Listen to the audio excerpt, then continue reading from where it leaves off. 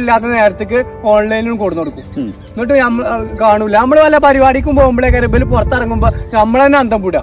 ഇത് നമ്മളെ പെണ്ണുങ്ങൾ തന്നെയാണ് ആവുന്നത്. ഫലം ഭാര്യ തേച്ച് ആകെ ഏതായാലും ഇനി പറയാതൊക്കെ ഒന്നല്ല, ആകെ മാനം കിട്ടും. പെണ്ണുങ്ങളെ എങ്ങനെ മുഖത്തൊക്കെ മനുഷ്യൻ ബേജാറാകില്ല, ബോധം കിടും.